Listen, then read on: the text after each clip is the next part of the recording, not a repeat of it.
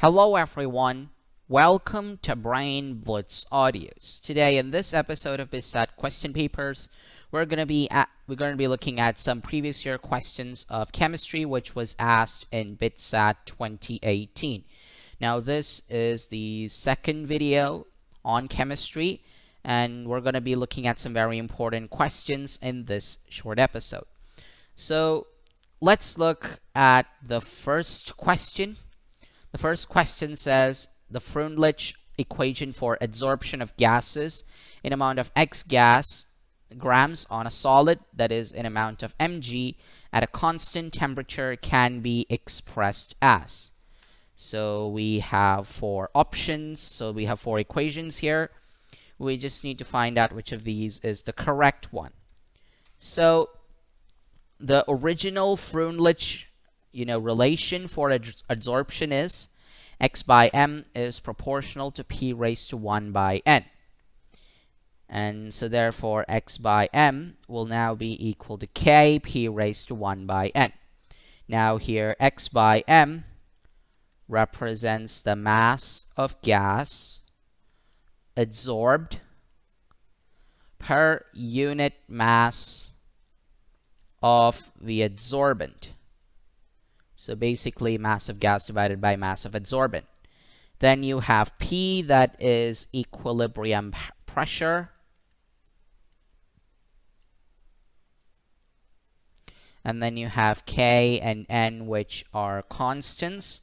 Now these are constants depending on the nature of adsorbate and adsorbent as well as the temperature. So now that we know x by m equals kp raised to 1 by n, the next thing to do is to take the logarithm. Now when we take the logarithm, you get log of x by m as equal to log of k plus, it's actually log kp raised to 1 by n. So therefore that becomes log k plus log p raised to 1 by n, because log a plus log b equals log ab. Now log p raised to 1 by n can be further written as 1 by n times log p. So therefore log x by m equals log k plus 1 by n log p. This is the correct expression for the Freundlich adsorption isotherm. So if you were to look at the following options, you can see that option B would be the correct option. Option A is incorrect because the equation implies that x by m equals pk raised to 1 by n. So k is already a constant, n is also a constant, so that doesn't work. So option A is incorrect. Option C says x by m is proportional to p raised to n. The exponent is incorrect. The correct exponent is 1 divided by n, so C is incorrect. And in option D, x by m is by itself without a log, so that gave the message that e raised to x by m gives p k raised to 1 by n, so that exponent is incorrect. And also this left hand side is also incorrect, so option D is incorrect. The correct option is option B, log x by m equals log k plus 1 by n times log p. Now let's look at the next question. Which of the following feature of catalysts is described in reactions given below? Is it activity, selectivity, catalytic promoter, or catalytic poison?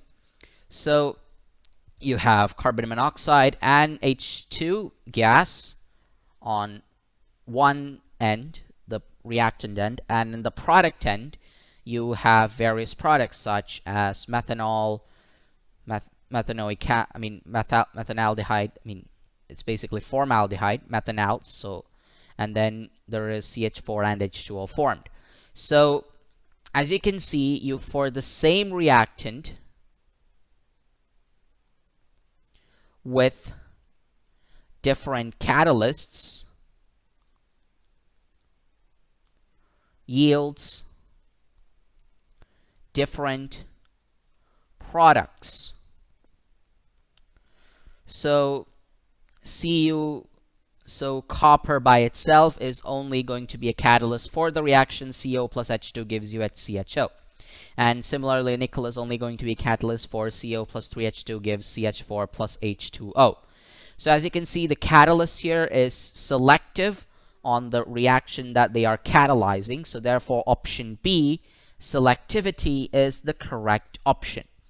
Option A, activity, is not the correct feature being described. We know that catalysts are active and they, increase the amount of products that are formed manyfold. And for catalytic promoter, we do not find examples of promoters or inhibitors here. So therefore, options C and D are incorrect because there is no mention of promoters or poisons. All you can see here is 3 reactions with the same set of reactants and a different set and a different catalyst, giving us variously different products. For the first reaction, it's an alcohol. For the second reaction, it's an aldehyde. And for the third reaction, it's an alkane.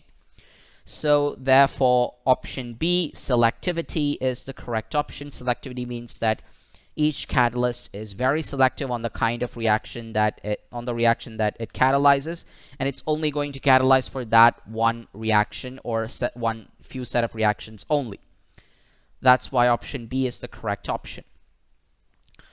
Now, next question. You need to give us the IUPAC name of the compound here. So at first sight, we know that this is a cyclic compound. And when you have a cyclic compound, it's always the rule of thumb here is that you start your numbering from the functional group. So the functional group, the carbon attached to the functional group, gets the first number. And if you have, substituents such as methyls and other substituent secondary functional groups as well, then they get the lowest number possible. So if this is 1 and you have this carbon here, you can either go clockwise and it becomes 1, 2, 3, 4, 5, or you can go counterclockwise and you get 1, 2, and 3. So as you can see, 3 is less than 5. So the order has to be the least possible. So therefore, 3 is the correct order here. So that's 2, this is 4, that is 5, and that is 6. So when you're numbering the carbon, that is pretty important to keep in mind. So since this is OH, this means that we have an alcoholic group. And since it's an alcoholic group, the options that would be possible here would be options A and D. B and C are incorrect because they are just, cycloalkanes, whereas we have a cycloalcohol, to be precise. So next, what we're going to do is we're going to look at the substituent. So as you can see, in the substituent, there is just one dash. So the end of the dash would have a carbon, and since this carbon is free at the end, it's basically a methyl group because it will have 3 hydrogens attached to it. So basically you have CH3 ends at both of these substituents. So basically this is what we call a dimethyl. It's when 2 methyl groups, bond to a carbon, bond to the same carbon. So now that we know the things that we should care about, so now we know that first of all, this is a closed carbon. It's a closed chain with 6 carbon atoms. So therefore, this is cyclohexane. And next, we know that the functional group is an alcohol, so it's cyclohexanol. Next, we know that we have a dimethyl group attached to the 3rd carbon. So therefore, the name of this compound will be 3,3-dimethyl 1-cyclohexanol because the OH group is at 1. So therefore, the correct name here would be option A, 3,3-dimethyl 1-cyclohexanol. Now, option D is incorrect because it considers the convention that 1 contains the dimethyl group, and then the functional group is given the number of 3, which is not correct as per the convention. According to the convention, the functional group gets the lowest order possible. So here the lowest order possible is 1, so OH is attached to the first carbon. And that's why option A is the correct option in this question. Now let's look at another question. Now this question states the isoelectric point of a colloidally dispersed material is the pH value at which option A, the dispersed phase migrate in an electric field. Option B, the dispersed phase does not migrate in an electric field.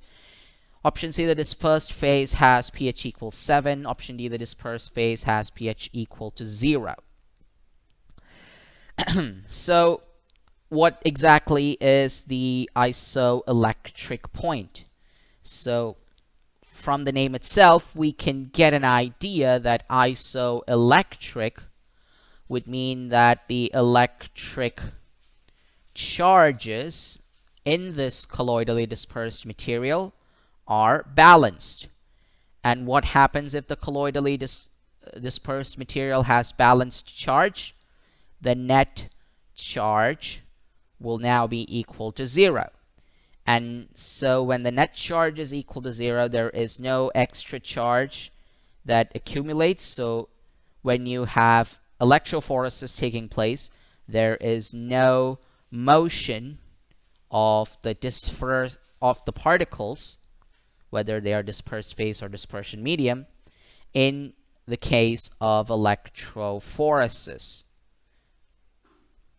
So therefore, when you have no motion of particles in electrophoresis is basically the separation of particles using an electric field.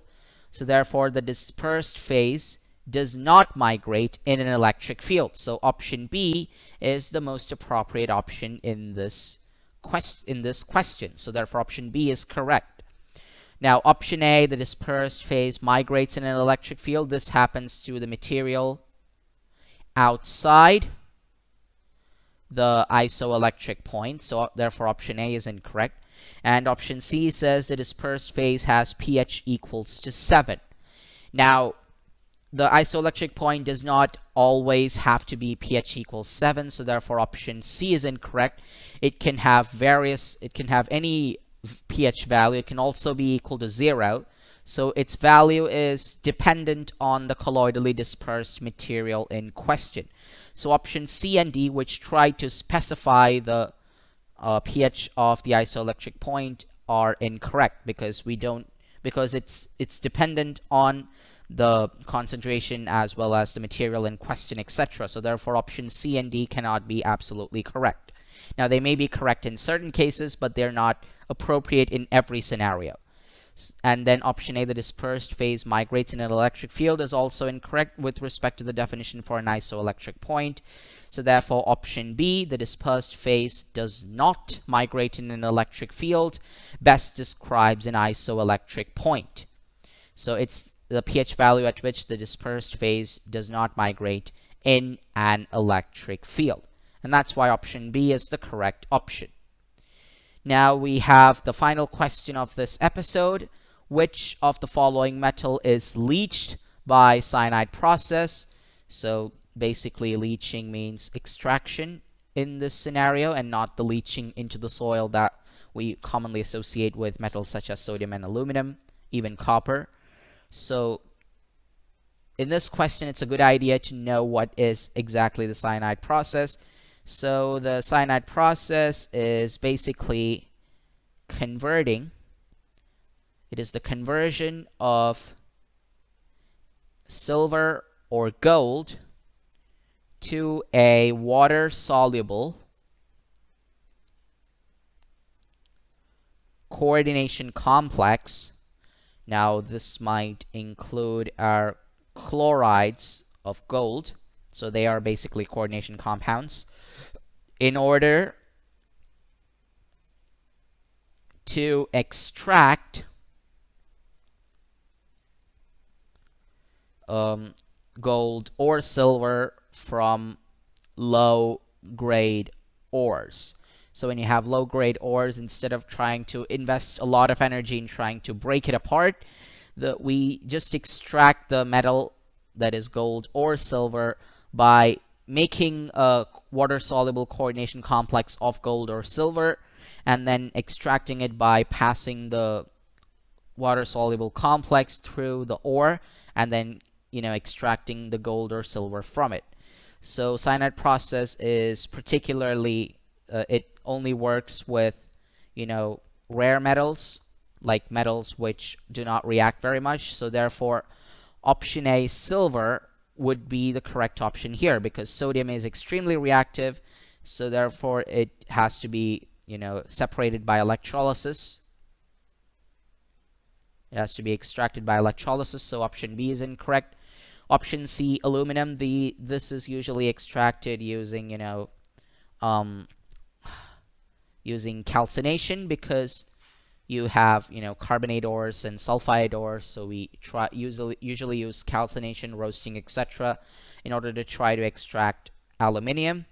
And then copper is fairly reactive, although it's not as reactive as aluminum or sodium, but then it does not get leached by cyanide process. It has its own smelters and other reactions, etc. So we extract copper from malachites and other high-grade ores, so therefore option D is also incorrect. The correct option is option A, which is silver. So there are low-grade ores of silver, and from these ores we pass a water-soluble coordination complex containing silver, and then we extract silver from those low-grade ores using this water-soluble coordination complex.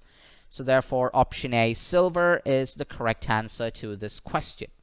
Now that concludes this episode of Bitsat Practice. We hope you found this episode interesting. For more of our useful and interesting content, don't forget to subscribe to our channel, which is Brain Blitz Audios.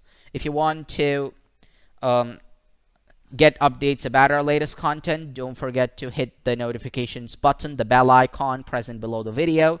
If you want to view more of our videos regarding Bitsat Practice, then don't forget to hit the link in the description box down below.